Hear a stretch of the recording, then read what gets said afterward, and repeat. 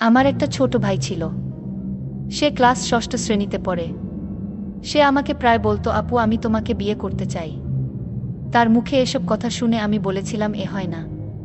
তারপর একদিন রাতে হোটেলে নিয়ে যা করেছিলা তা যদি জানতে চান তাহলে গল্পটি মনোযোগ দিয়ে শুনুন। আমার নাম সুমাইয়া। বাবা মায়ের আদুরে একমাত্র মেয়ে আমি। আমার পরিবারে 2 ভাই 1 বোন। আমার বড় ভাইয়ের নাম আবুল আর ছোট ভাইয়ের নাম শিমুল। আমি কলেজে 2nd ইয়ারে পড়ি। আমার বয়স 20 বছর। আমার লাইফ আর 10টা মেয়ের মতো স্বাভাবিক না।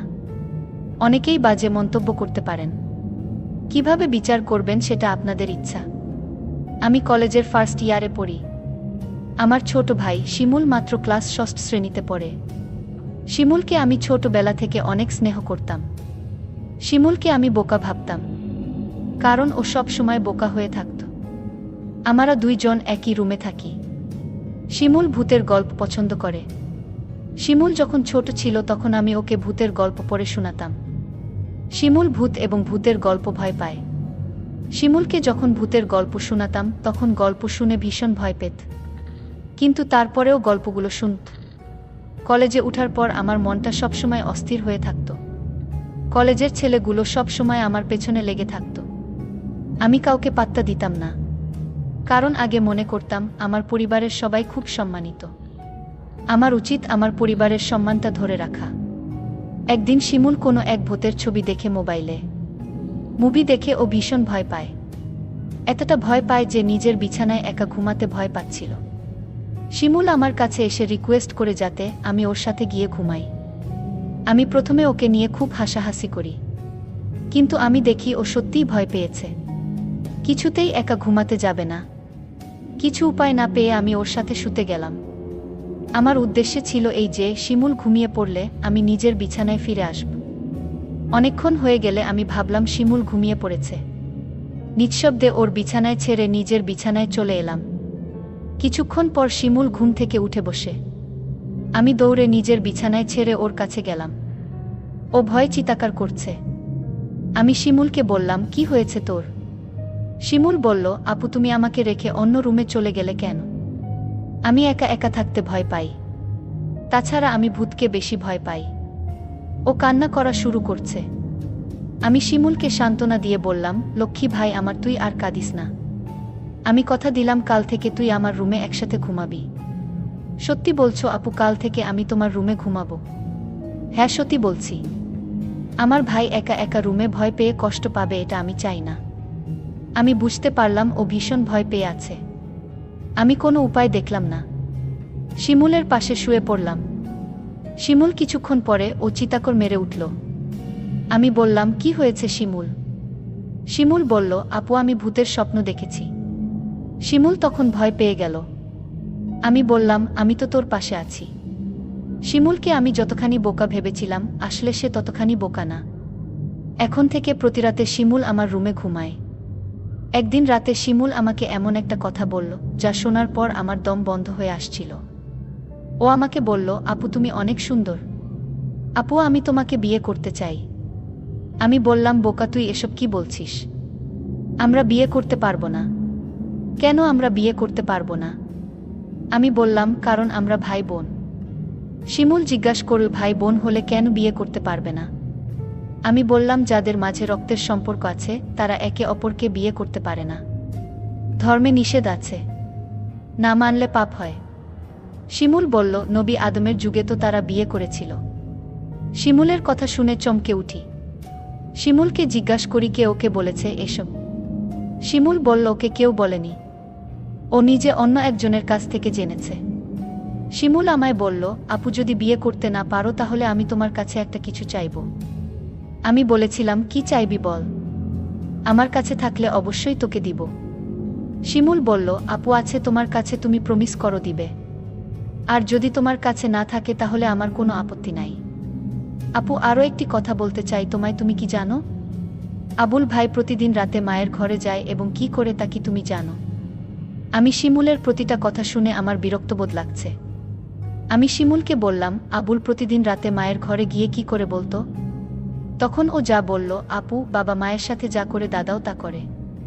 আমি বললাম, তুই কিভাবে দেখলি? আমি আপুকে বললাম, তোমার বিশ্বাস হচ্ছে না। আমি ওর কথা বিশ্বাস করতে পারছি না, কারণ ও ছোট, আমার সাথে কখনো মিথ্যা বলেনি, কিন্তু নিজের চোখে না দেখলে বিশ্বাস করা যাচ্ছে না। আজ বাবা বাড়ি নেই।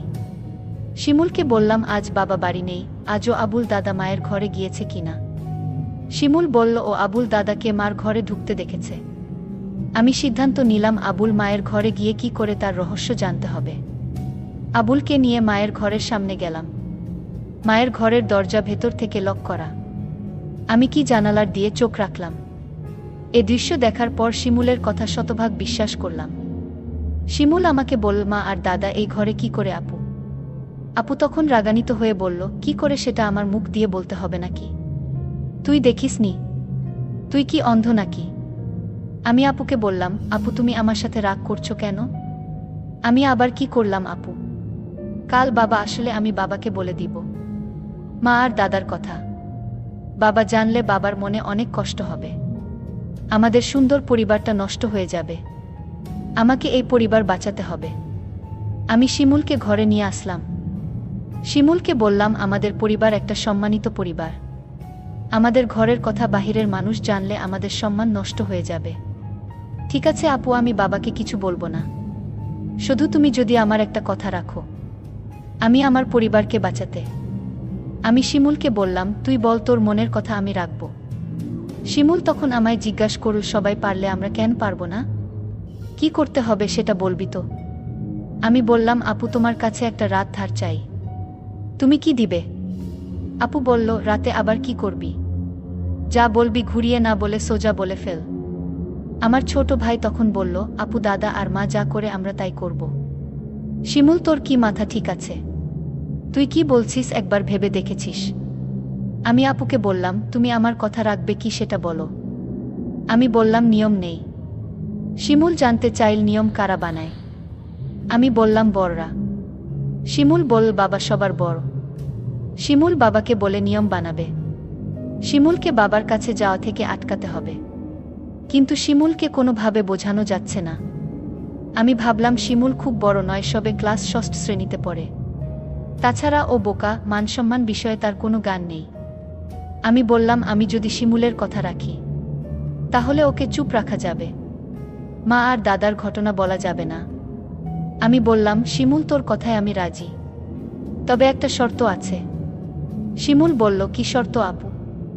আগামী মাসে বাবা মা আমাদের পরিবারের সবাই ঘুরতে যাব চট্টগ্রাম। আর যেদিন আমরা চট্টগ্রাম যাব সেদিন তোর ইচ্ছা পূরণ করব। আমি বললাম, ঠিক আছে।